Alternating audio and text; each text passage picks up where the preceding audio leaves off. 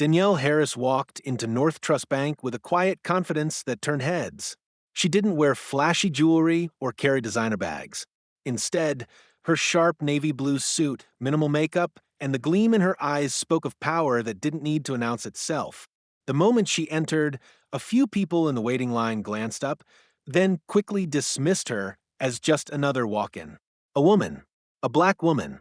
Alone. No entourage. No assistant. Just holding a slim black folder and her phone. She approached the front counter, where a young teller with a tight bun was typing absently on her keyboard. The teller looked up, barely suppressing a sigh. "Yes?" she asked flatly. Danielle offered a polite nod. "Good morning. I need to verify access on 2 business accounts and initiate a funds transfer. It should only take a few minutes."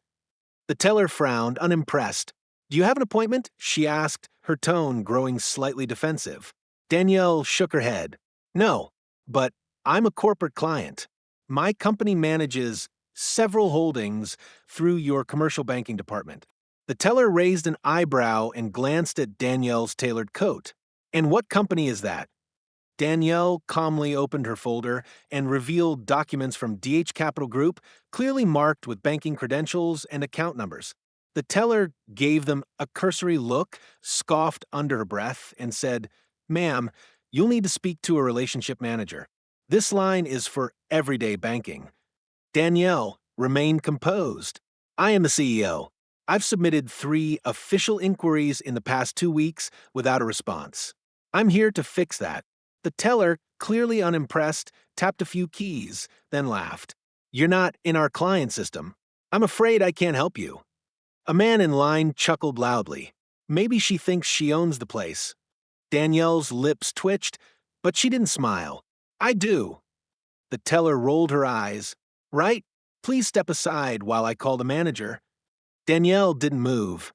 She reached into her coat pocket and calmly placed her executive access ID, an embossed metallic card marked with North Trust Holdings Tier 1 credentials, on the counter. The teller glanced at it, then blinked in confusion, but it was too late. Danielle simply said, "You just made a very expensive mistake." The branch manager arrived moments later, brisk and overconfident. His name tag read Eric Dalton, and he wore the strained politeness of a man who assumed every issue could be resolved by talking over the person in front of him. He extended a practiced smile as he looked Danielle up and down, barely glancing at the ID card still lying on the counter. "I'm told there's a misunderstanding," he said smoothly, directing the conversation away from the teller without so much as a reprimand. "Now, how can I help?" Danielle's expression didn't shift. "Your team dismissed my credentials, denied access to my accounts, and when I identified myself as the CEO of DH Capital Group, they smirked and told me to step aside." She picked up her ID, holding it between 2 fingers. "I'm not here for a tour.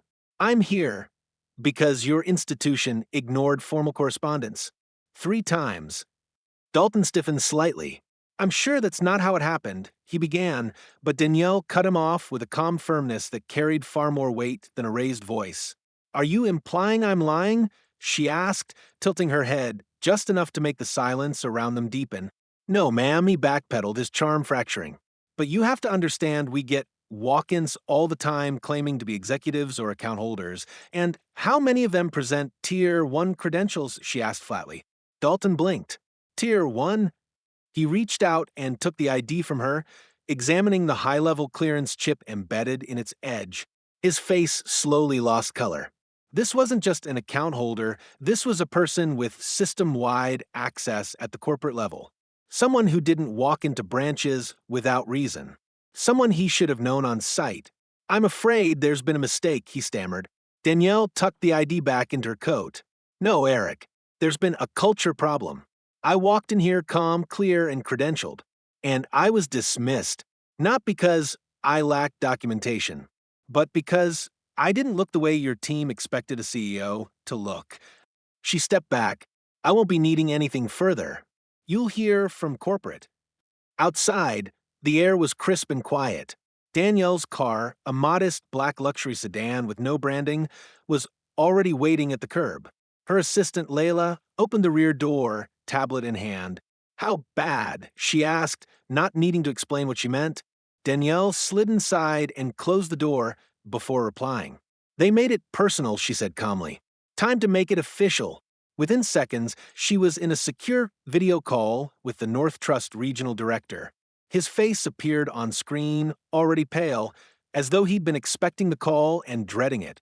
"Ms. Harris, I heard something happened at Don't Speak," Danielle said, her voice suddenly steel.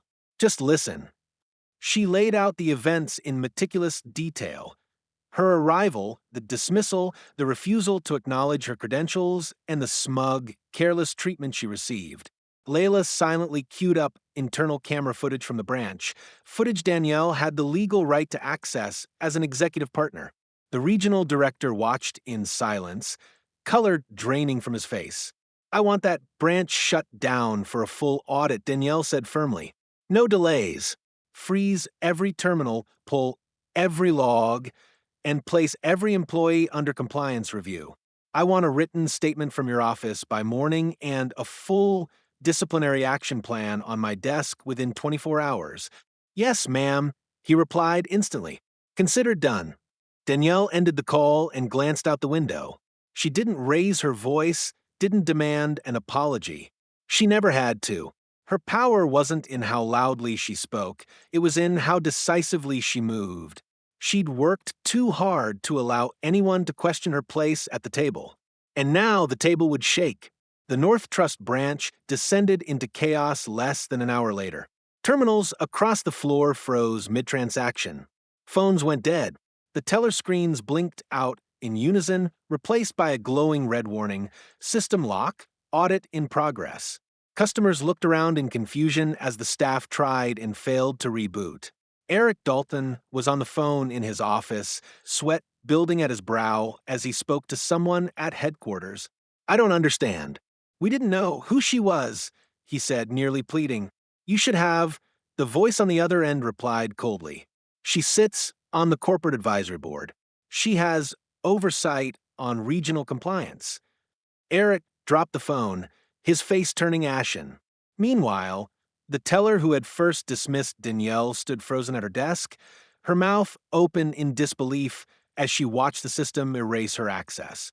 Emails began arriving one by one, first a notice of suspension, then a compliance inquiry, then the dreaded termination notice.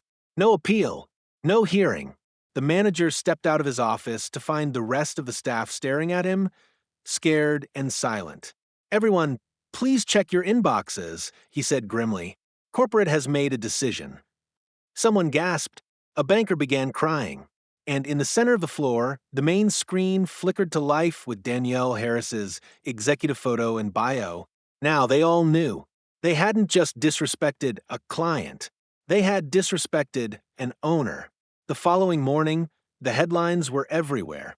Financial blogs, business news channels, and social media lit up with the story.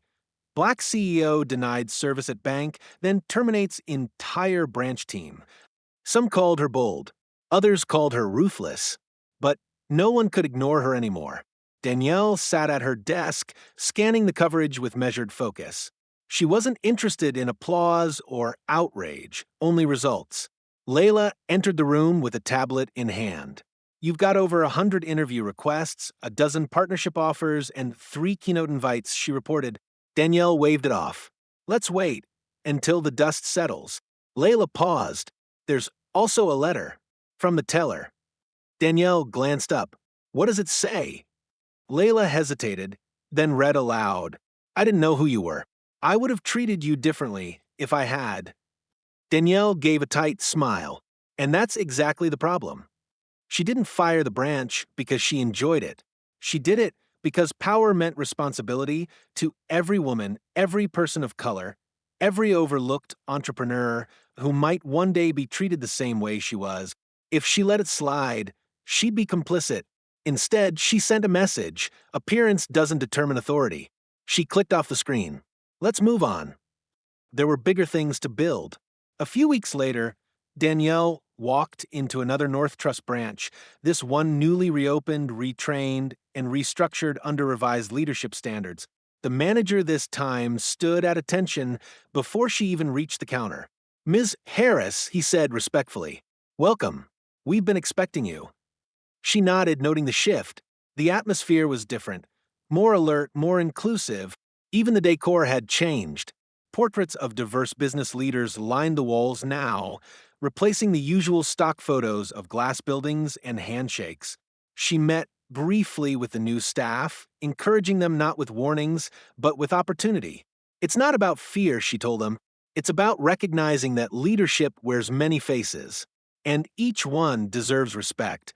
Later that week, Danielle addressed a crowd of young professionals at a leadership forum. She shared her experience not to shame, but to teach. It wasn't the denial that shocked me, she said. It was how natural it felt to them. That's the system we're here to break. The audience erupted in applause. A young black woman in the front row wiped away tears. Danielle stepped off the stage with grace, knowing that real power wasn't in punishing ignorance, it was in changing the rules entirely. And now, thanks to her, those rules would never be the same again.